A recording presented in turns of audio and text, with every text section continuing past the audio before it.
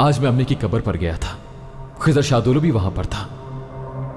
जब मैंने उसको अम्मी की कब्र के सामने उनसे बातें करते देखा तो मेरा खून खौल उठा कि उसकी जान ले लूं मैं उसी वक्त, और मैंने गल निकाल ली उसको मारने के लिए, उसकी जान लेने के लिए। वो कहता है कि बेशक मैं उसकी जान ले लूं, लेकिन उसने मेरी मां से मोहब्बत के सिवा और कुछ नहीं किया, और कहता है कि मैंने उन्हें नहीं मारा। मुझे उस रात के अलावा कुछ और भी बताएं। मैंने आज तक सिर्फ उस रात की कहानी सुनी और कुछ नहीं। जैसे कि क्या मेरे अम्मी अब्बू आपस में एक दूसरे से प्यार करते थे? कैसे शादी हुई उनकी, कैसे जिंदगी गुजारी?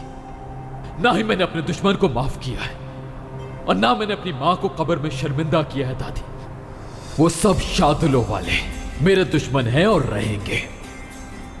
मेरे बोलने के बाद जो तूफान आएगा वो भी मुझे चुप नहीं करा सकेगा, और ये हकीकत है जो आप अच्छी तरह जानती हैं। आपने मीरान की माँ को जानवरों की तरह कैद करके रखा और उस पर जुल्म सतम के पहाड़ तोड़ती रही, जिसको बताना मुश्किल है। एक बार फिर सुन ले, ये तो सिर्फ शुरुआत है।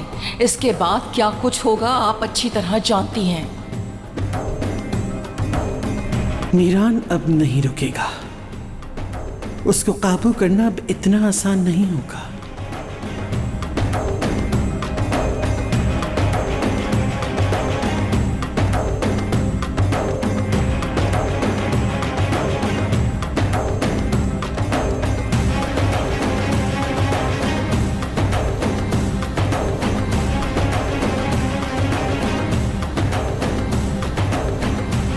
जितनी जल्दी मुमकिन हो मुझे तुम्हें इस आग से निकालना होगा मेरे पोते।